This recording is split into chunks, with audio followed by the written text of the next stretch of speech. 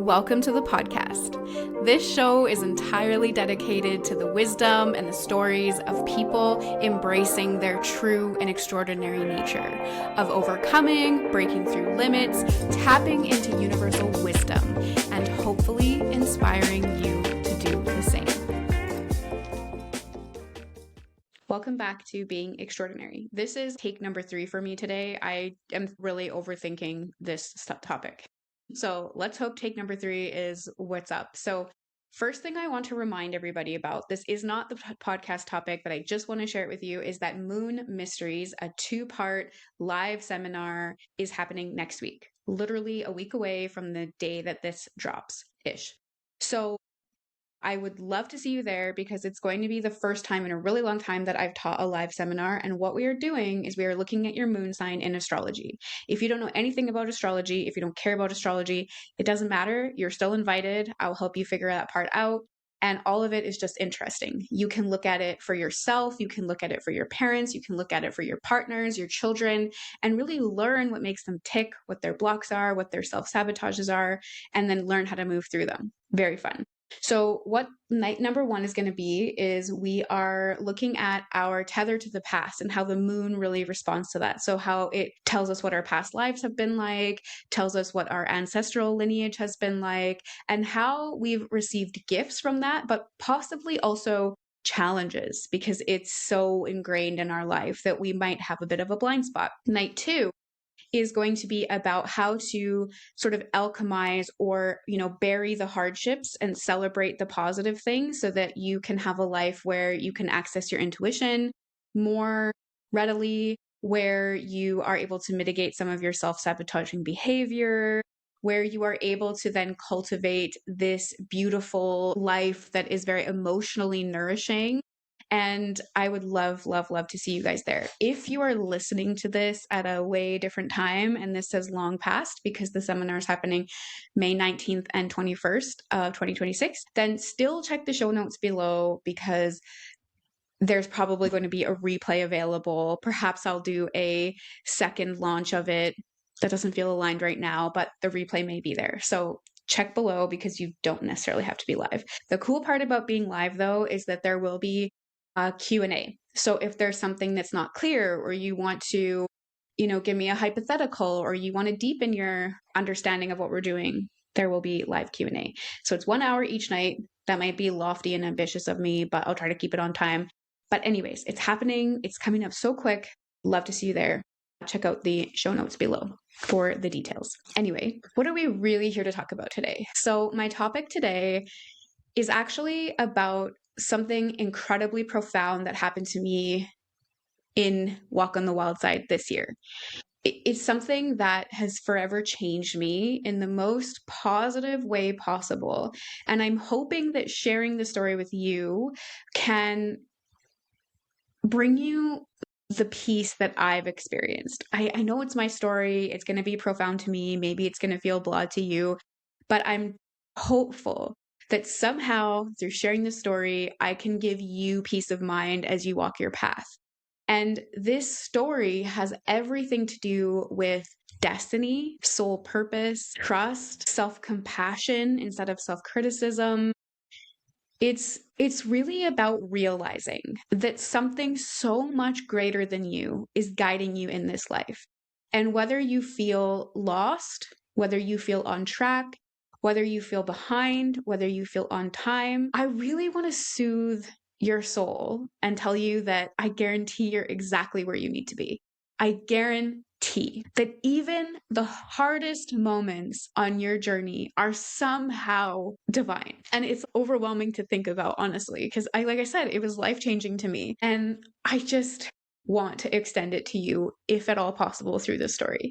I got to take you back. I got to take you to the start. So this is a story about destiny, about purpose, about being right on time, about even your worst moments are probably important and needed to be there, even if you can't see it.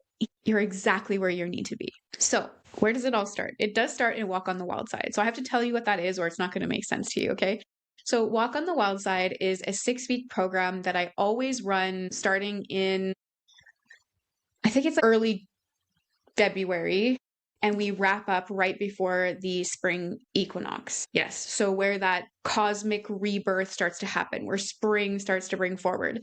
And we touch into Aquarius season, we touch into Pisces season, and Pisces season is a perfect time for a walk on the wild side because Pisces is the dreamer, and we go into these Akashic journeys. And the point of Walk on the Wild Side is to retrieve parts of yourself that you've abandoned.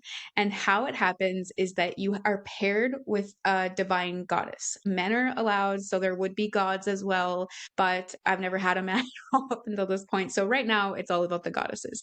And it does have a divine feminine undertone, unfortunately, but everyone's welcome. So far it's been you're looking for the parts of yourself that you've rejected over your loop. So whether it's your ancestors, whether it's your past lives, you're looking for that place of self-abandon. And you are paired with a goddess that just comes through. I don't make it up for you. I do, when you sign up for the course, I do a meditation and I see who's coming to kind of, it's calling to you, calling you out into the wild to find yourself. And this goddess represents the person who's guiding you on the journey, but she's also a role model for you as the story unveils. She's almost a representation of the part of yourself that you've abandoned. It's something that you no longer feel really comfortable with. So we do it every year. At the same time, I run it once a year. I take a limited number of people because it's really hands-on. And it's, I would just say by far, the coolest freaking thing I do. It's something that happens beyond me. I feel like I just was lucky enough to guide people through it. It's bigger than me. Anyway, this is where all of this revelation happened. And it's my revelation, but every year I do it with the group. I always get a goddess for myself too. And I do the whole thing with everybody. And it's always profound. But this year I'm honestly speechless. Unbelievable. So this year I got the goddess Kuan Yin, who is a Chinese goddess. I think she has these personifications everywhere in kind of Eastern Asia, but she kind of goes by different names. And I think the Chinese name is Kuan Yin or Guan Yin, and she's the goddess of mercy and compassion. And I had been told a long time ago that this goddess had worked with me, but I'd never actually met her until this year in Wildside, and I feel like she saved it. So this would be my 5th time going around, and I needed all those other rounds to be able to handle what she showed me. So anyways, everybody goes and travels with Walk on the Wild Side in a different way. And if you're curious about it, I will also link Wildside details in the show notes below, but I do only run it once a year at this point in my journey. So you just have to get on the wait list to be announced and notified when it drops early in the coming year. Basically, what I had gone through with Kuan Yin. So she's the goddess of mercy and compassion and divine and unconditional love. And when I first saw that I was going to be paired with her, I was like, okay, that's kind of a normal reaction because you are meeting a part of yourself that you reject through the goddess. And I was expecting her to be soft and I was supposed to soften up or whatever, but no, it was that I have no compassion and mercy for myself. And that's what she taught me. So that in of itself is unbelievable. But how she teaches it to me is really, really where I want to take you. So how everyone journeys and Walk on the Wild Side is very particular to them. Usually every time you hit a past life or some people hit a parallel life. That has happened before. And some people will hit their ancestors, an ancestral story traveling through the line. But for me, it was what I would consider a past life. And it was ancient. And regardless of what you believe, if you believe in reincarnation or not, it doesn't really matter if this past life actually happened. I believe that it did. But if it didn't, it still taught me more in that 6 weeks than my entire life up till date. So it doesn't matter exactly what happened. The gift was received anyway. So I start journeying into this past life. And remember, I've done this 5 times. So I'm going into lifetimes that are kind of bizarre at this point. They're not just run-of-the-mill lives because I've peeled back a lot of those layers.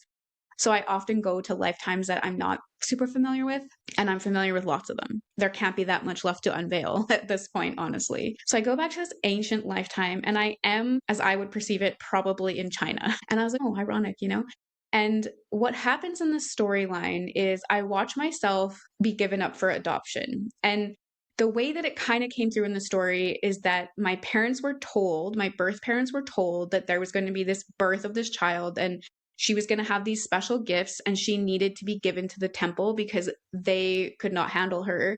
And that was her destiny, was to go to this temple. And so my parents give birth to me. They drop me off at the temple. And I spend my whole freaking life at this temple. And I have this woman, she's kind of an elder to me, and she's the only family I really know. And she's teaching me to work with people who visit the temple and help them with their healings or their blessings, or, so I think they called it divining. They came to me for divining. People would ask me for prophecy and they would bring gifts. And I was just one of maybe several people that did this. And to get to that place of working was such vigorous study. So I would spend all my time studying by candlelight, and studying by candlelight just all the time studying. And then I would go to these assessments almost where my elder would sort of judge me on everything that I was doing or not doing. And I knew I was doing really, really well, but they were never extraordinarily pleased. It was the expectation that I would be that good at it. And then I would divine, and then I would study and divine and study and divine and study. And that was all I did. And there was never any type of reward. It was just all work all the time, a lot of judgment, a lot of never being good enough, a lot of trying to be perfect, but couldn't hit the mark. And I had to wear this regalia. And the first vision I see is me finishing divining, I guess. And I'm in my room and I'm taking off my regalia and I'm so sad. So sad. I'm so lonely. And I spend my nights just dreaming of having a normal life. I have these dreams of falling in love with someone. And I don't think I was allowed to fall in love. I think I was married to the work and celibate or whatever it was. It'd probably be the equivalent of being a nun to a degree. Anyways, I wasn't allowed to. I had dreams of falling in love. I had dreams of going to these dark, I don't know what they're called because I was from a different country. So this person didn't speak English. So I'm translating it to English.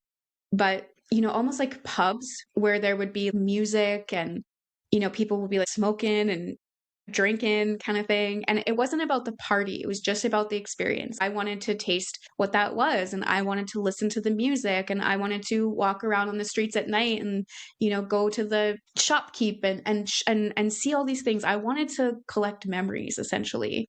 And I had these pictures in this lifetime. I was probably of my birth parents, maybe of my birth town. And to me, they were the only memories. They weren't my memories. I couldn't remember them. I was probably not even born, but they were the only kind of memories or understanding that I had from the outside world. And I had them tucked away in this box, and I had to keep this box secret because my elder would have thought that it was very weak of me or inhumane of me, or it was me not in aligned with my destiny, my purpose, blah, blah, blah. And so I had to keep it a secret. I remember hearing her come to my chamber door and scurrying to bury these things in this box and make sure she didn't see me, wishing that I lived outside of the temple. And one day I ask her because I'm depressed. I have nothing going for me. People might have saw me as special or wished they could have been in my shoes. And it was kind of this elite status. I was aware of it. I was wearing regalia. I was considered very divine, but it was kind of an awful experience, really. And I remember one time asking my elder, my mentor, and I said, why couldn't I have just stayed with my parents? And she said to me, your parents were too normal and you could have never accessed your gift and thus never accessed your destiny. So you had to come here because this is what your journey was, what your journey has to be. And I always thought, okay, I guess, but this destiny kind of really sucks, if you ask me. And I was a young woman at the time. The other thing that happened throughout this story was it was made very apparent to me that my life was to be of service, to help people, to help the other children of Creator, and to help them unlock their karma. And I was supposed to be helping. But because I was seen as special or different or gifted, and I know what it sounds like, but you have to just wait because it's going to turn around and it blows my mind anyway. It sounds very, nice problem. I'm aware of how it sounds, but just wait. So because I was considered different or special, people would come and listen to my advice or or take my healings or whatever, but they could never integrate it because they thought that I had something that they didn't. So they always thought, oh, well, if I was her, then maybe this prayer would work, or maybe this would happen, or what, maybe, but they could never actually make any meaningful change in their life because they felt that I was on some different threshold or caliber than they were. So, what I was being shown through this process was that I worked so incredibly hard, was judged so incredibly ruthlessly, and it didn't matter. If I passed my initiation, all that I got was to the next level of study, which was even more challenging than the one before. And it was made clear to me that there was no reward. It was so much effort that brought me nothing. And then all the while that I'm looking at this storyline, I am already seeing how my entire life, this go around, is me correcting that lifetime. All of it. Every single piece of it is me working out that story in a different way. And the thing that is the most mind blowing about it is all the parts of my life today that I feel the worst about is me proving that other story wrong. So in this lifetime, I'm born to incredibly normal parents. They do think outside the box in one way, but they're not into spirituality, not into religion, not into the meaning of life. They don't think about death. They don't think about the point of their life. Very, very salt of the earth people. And it's not that I ever had any resentment to my parents, but I always wondered, like, why am I the black sheep of the family? Why can't I just be normal? And a lot of the struggles that I have had in my family is because I was very sensitive, like too sensitive, in ways that weren't necessarily crying and whining, but in ways that was shutting down or getting very angry or being misunderstood because I could feel or sense something that maybe not everyone else could feel or sense. So I, in this lifetime, was born to very normal parents who definitely did not set me up in any way, shape, or form to be where I am today in the form of this work. There's no spirituality in my house, not even religion. It's just, we don't talk about it. Out of sight, out of mind. Life has no meaning. You just grind. So, and you just live. You just kind of exist. You don't think about death. You don't think about the meaning of your life. You just laser focus on whatever task is at hand, and that's what you do. So I was born to very normal parents, and I didn't have guidance or leadership in this lifetime. And the other part that really stuck out to me is that something I've been struggling with, and I've probably struggled with it my whole life, but it's really become apparent in the last years because I've created more space for myself and I have more finances now, but I feel so fucking guilty for having fun. I always say things to myself, you shouldn't be spending money on this. You should be working. Is this going to blow back in your face? And, this, that, or the other. And I knew when I saw that box of memories in my past life that this lifetime is me collecting memories. It's me going to concerts. It's me traveling the world. It's me falling in love. It's me meeting new people and getting to do all the things that past life Kayla couldn't do, but proving my mentor wrong and saying, you know what? I don't need to devote my whole life to the temple. I can be born to normal parents. I can remember my gifts. I can put them into action and still have fun along the way. I was like speechless because this is all the parts of my story that probably caused me the most internal turmoil. I mean, there's other things, but the most internal turmoil definitely comes from being misunderstood by my family and just, I make them uncomfortable. Open my mouth and everybody just tenses up. And to feel that level of maybe like, I don't want to say rejection, but kind of from your own family kind of sucks. And then feeling that guilt for doing fun things because I never really seen people live the way that I'm living. It feels bad. It feels like it's frivolous and one day it's going to catch up to me. I could do one thing and feel bad about it. I think that I feel the most comfortable overworking. And I learned in that story as well that I judge myself the way that that elder judged me, that I can never do enough. I can never work hard enough. I can never put enough effort in. And I learned that, oh my God, I don't have a mentor or an elder judging me in this lifetime. I'm judging myself that harshly and trying to lay that to rest and say, okay, this life is meant to be about collecting memories, collecting experiences. And the other cool parts of the story that tied up really beautifully was that this time in this lifetime, I am normal. I'm a normal person. And if I If people want to ask me for advice or listen to this podcast or come and do a session, they're able to actually hear me because we're the same. I'm just a normal person. And there's nothing special about me. If I have gifts, you have gifts. There's nothing remarkable about my journey thus far. So if I can do it, you can do it. And it was shown to me that people will see that, and that whatever I can inspire people, not even just from doing any type of divining, but just from existing, being like, nothing special about her. She could do it. I could do it. Or, maybe there's something about me or whatever. So it was going to be this journey of being born to normal parents, remembering my gifts anyway, not having a mentor to judge me, allowed to collect memories, and to work less, but impact more, because you remember, people couldn't integrate what I was saying.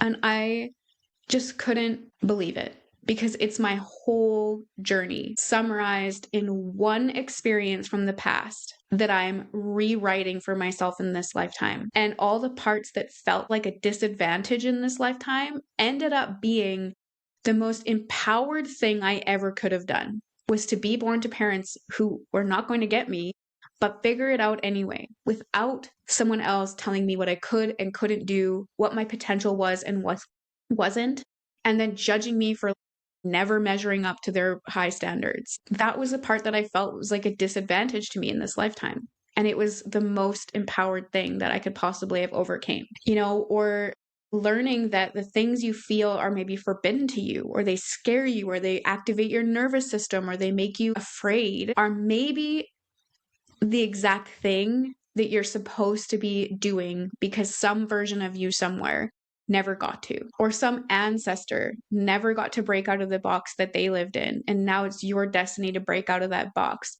But yeah, it's going to feel so scary because no one has done it before. You've never seen it done. There's no leaders, there's no role models, and it feels inherently unsafe because once upon a time in the journey of your soul, it was unsafe. And now you're coming back to that place of saying, I am going to rise above all these limitations of the past. I'm going to take my personal power back in the places that I was disempowered. But do you see how scary that is? And I am aware that this is sort of a good problem to have, but it's also because I have incredible self-awareness at this point in time. The things that you're actually struggling with probably aren't what you think they are, depending how lost in the sauce you are. So, for example, how this manifested before I knew what the actual issue was is my struggle, as it appeared to be, was that I worked so hard, but never had any money to do anything. I was poverty, so broke before I started this journey. And do you see how it's like the worked really hard, but no reward was replaying from that past life? So what it first appeared to be was this incredible lack of finances, to the point where I felt trapped and stuck and I couldn't do anything even if I wanted to.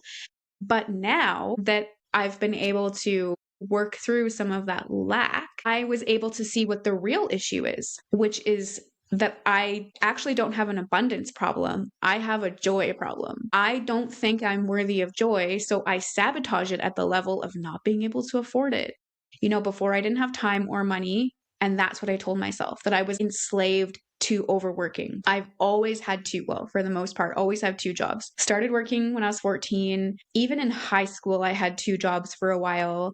And then when I went to school, I was still working. I just have always had two jobs. I remember at the worst time in my life, I was starting work at 8 a.m. and I was finishing at midnight, about midnight, and doing it all over again because I was working at the Red Cross, and I was then leaving directly from the Red Cross and going to my serving job. And I would be so exhausted that I would come to work and just get ready there. I could just peel myself out of bed and then hopefully make it there before my manager was in so I could get ready in the bathroom. I would do my makeup and hair in the bathroom, exhausted. And then ironically though, despite having two jobs and working so much, I still had no money. And when I say no money, I mean like no money. I think I've said this on other podcasts, but I'm trying to think. It's almost hard to remember how incredibly broke I was. But, I remember having to cancel my gym membership because I couldn't afford it. And it was $40 at the time.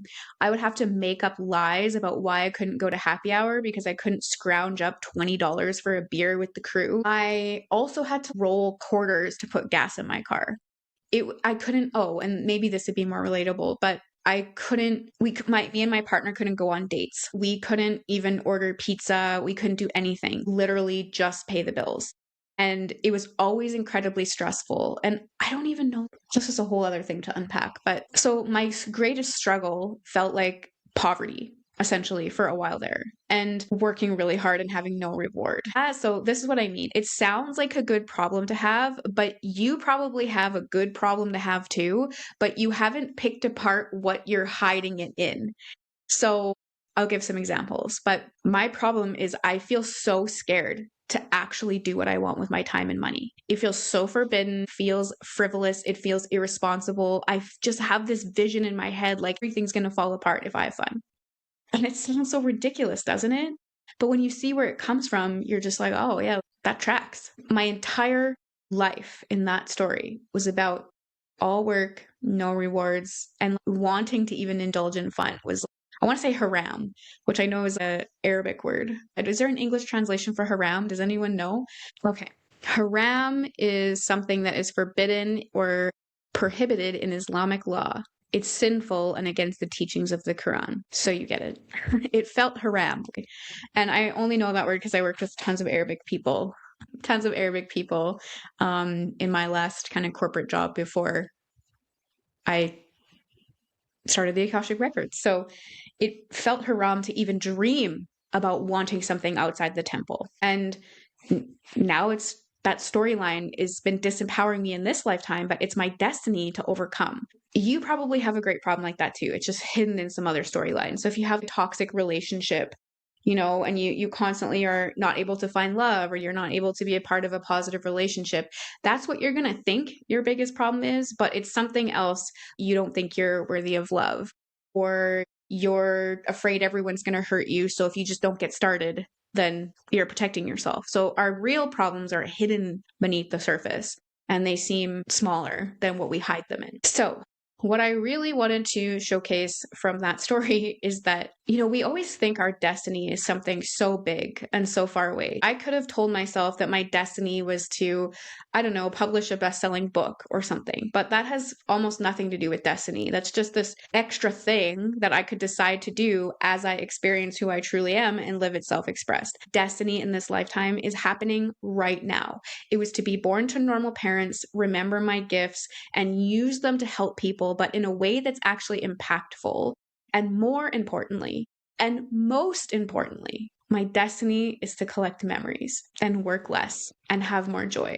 And I actually wrote this poem about it, and I'm going to share it with you, but there's probably no way that I won't cry reading it. So just bear with me, my friends. Okay, so I'm going to read it to you. Because also in Walk on the Wild Side, we are encouraged at the end. We present our lesson. We take everyone on the journey so that we can all learn from each other. And it's so beautiful because we get to see that life is always trying to get you to enjoy it more, to love more, to live more. It's never a lesson of try harder, do more, be more perfect, how we talk to ourselves in our brain all the time. So I also encourage a creative self-expression. So that's why mine's a poem, but you don't have to. So I usually just do a slideshow and I just kind of make it pretty. Some people do that too.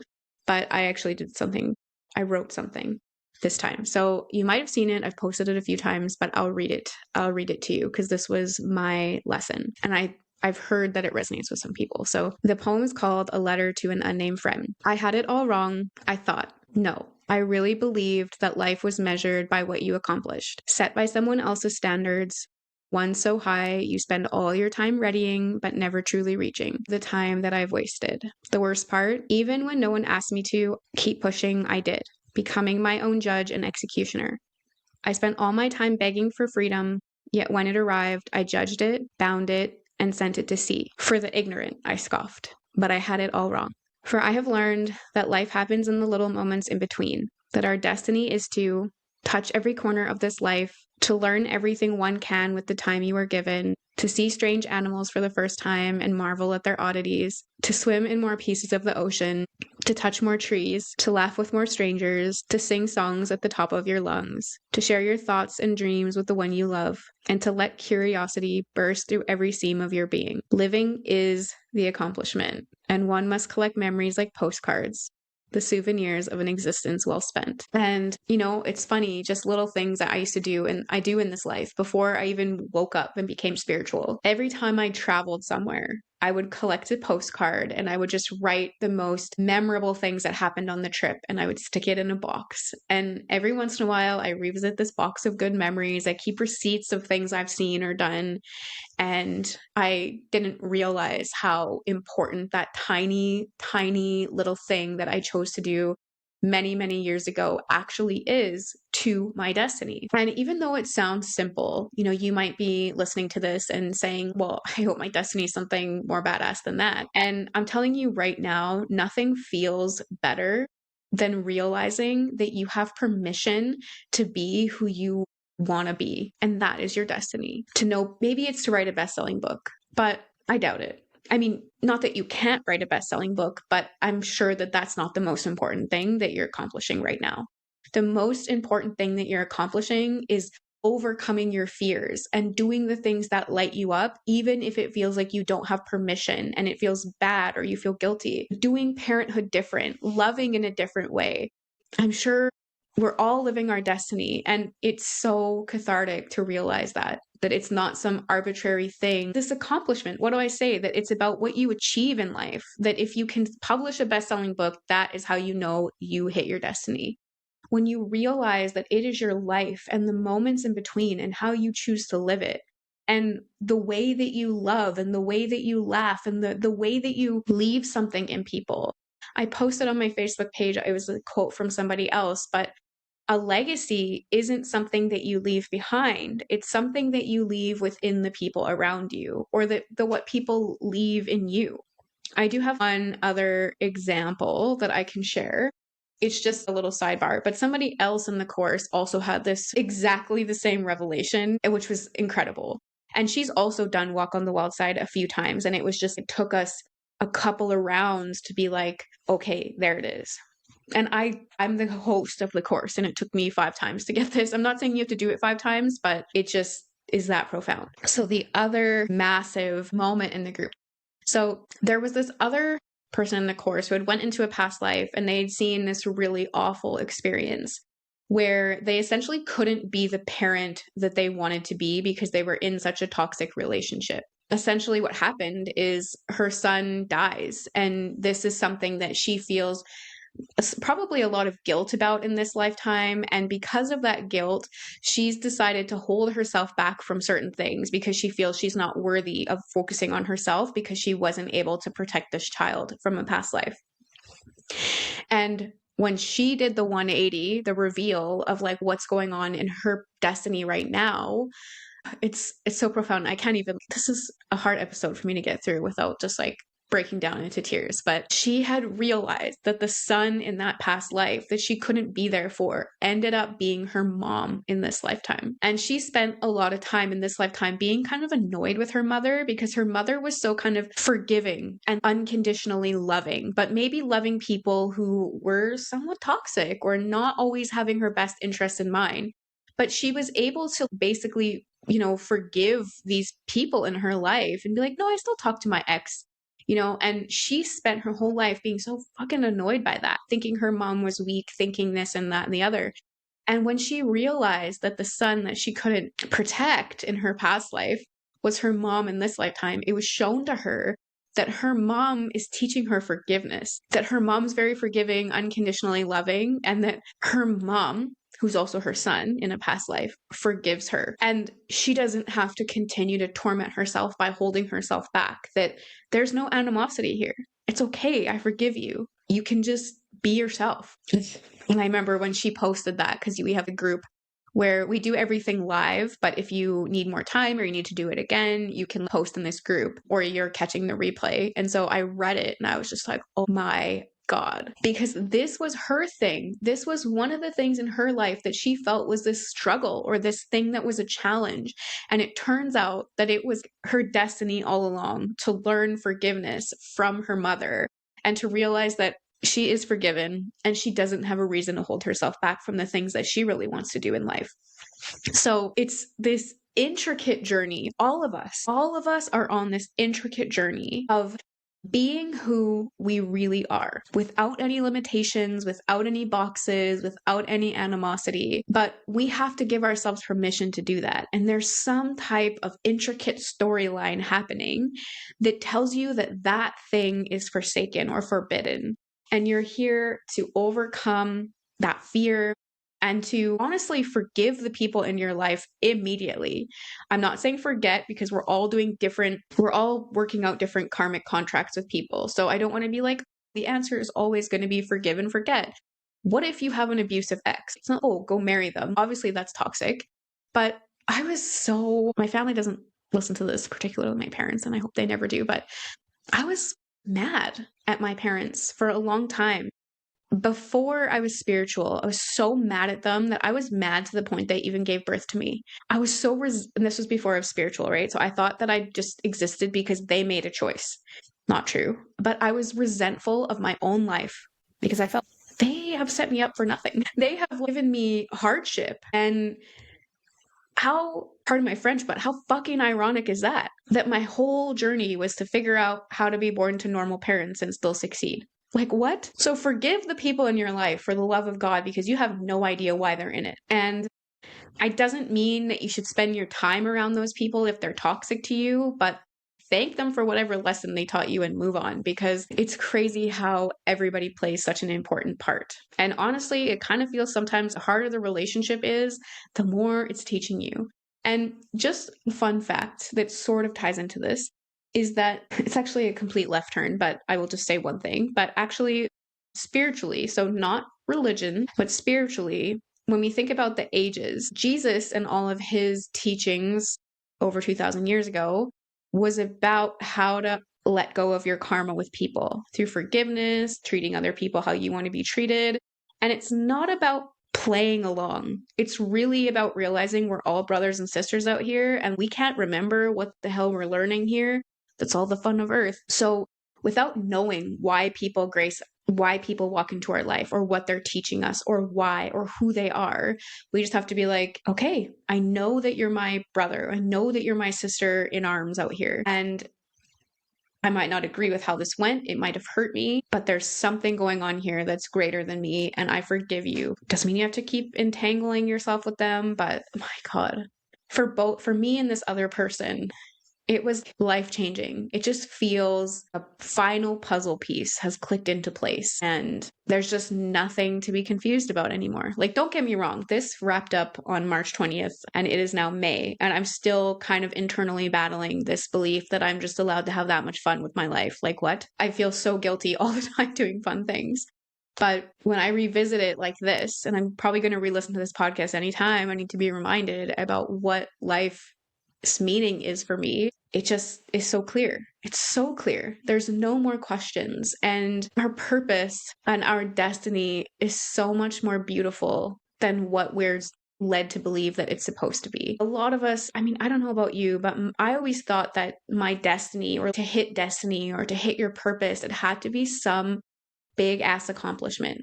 You had to have 10,000 followers on your podcast. You had to sell that best-selling book. You had to change the world, but it's not. It's everything in between. And again, when you figure out what it is in your life, it's a relief that you can write a best-selling book. You can have 10,000 followers on your podcast. You can change the fucking world for the better, but your destiny is somewhere in the middle. That's just for fun. That's just extra shit that your soul was like, I want to see what I can accomplish in this lifetime. Your destiny is everything in between. It's the way that you love. It's the way that you forgive. It's the way that you travel. It's the way that you built your home. It's the people that you allow into it. It's all the little things. And it's hard to know why, because we have to look at what our story is, right? To say that, oh, this is why I'm doing this. But it's such a beautiful thing. that your life is not measured by your accomplishments or your accolades, but how you lived it. Living is the accomplishment. And just a little tidbit about that poem. I say, I wrote in it to marvel at strange creatures for the first time and see all their oddities, visit strange creatures. Well, that's my favorite thing to do when I travel. Besides laughing with strangers, also, I love looking at creatures I've never seen before. And I feel like such a little kid. The first time I ever seen a snail, I'd never seen a snail before in my life. I don't know, they just don't live here, I don't think. And if they do, someone tell me, because I've never seen a snail where I live. And I seen a snail in Ireland at the Cliffs of Moher. And I've seen the Cliffs of Moher before though, but I was at this most beautiful spectacle. It's such a beautiful place. I love Ireland. I just became obsessed with the snails. I was like, what do the snails eat? What are they doing? And I was everywhere in the grass. Wonder where I'm going to see another snail. And it was so cool. And then I'd seen snails again when I went to the Dominican for the first time. And I love that snail because they only came out at night. Are they nocturnal? I guess it was maybe just too hot. And they also would gather in perfect circles, snail witches, and they would go under the full moon and just stare at each other in a circle. And I was like, what the fuck am I looking at? I was obsessed. I named her, I think, and I just looked for her every day at night. Harriet's probably going to be here soon. And I love it. It's some of my best memories. And then recently we went to a tropical destiny. We went to Dominican again, and it was this really cool adventure spot. It didn't have a beach. It just had the cliff that you could climb down and go swimming in the ocean, which I loved. It's totally more my style than a beach. And there was crabs, these blue crabs just sitting on the cliffs. And I'd never seen a crab really before, not a blue crab, but I've never seen a crab like that before. And I just liked swimming to look at them. And they're such shy creatures. They're so like bashful and like shy. And I thought that was so cool. And then just watching their mannerisms, they would come and sit on the stairs when nobody was around. As soon as someone comes, they would skeeter away. Except when Graham, my partner, was there. He's the animal whisperer. And so the crab walks towards him, of course, and liked him. But we're not surprised by that, of course. But then if everyone else was like, oh, I want to get close to the crab. And it was like, no, only this guy. So it was just so cool. Just those little moments that seem so insignificant, but it brings you so much joy. And you're just like, what is this? Or what are they doing? And laughing with strangers. I don't know. It's just the most beautiful thing. And how can something that brings you so much joy be something that's such a source of guilt? And the past life, we're so bound by those stories until we learn how to overcome them. And I'm sure there's 1,000 ways to get to where you're going, and the Akashic records have been my way. But it's like kind of a frustrating journey at some points because you're just getting these little breadcrumbs. But then eventually it's like the puzzle pieces make sense and everything you've done your entire life clicks into place and you're like, that's what all that was for. And I'm just excited to see what's next. What a masterpiece that story was. And I wasn't the only one who experienced that in this group. So you are likely living your destiny. And I just hope that after listening to this, you give yourself permission to really lean into the beautiful parts of your life and just fuck fear. It's why you're here, is to overcome those things. And you don't know why, but I'm telling you, it's probably way more extraordinary than you think. Okay, I digress. Thanks for coming along that emotional journey with me. Moon Mysteries is coming up. It's going to be a probably toe in the water compared to what I just told you about, but it's a starting point if you're interested. If not, keep walking whatever path you're on, trying to figure out how to love your life more, how to find more joy, do less of what you hate, more of what you love, because it's probably your exact destiny.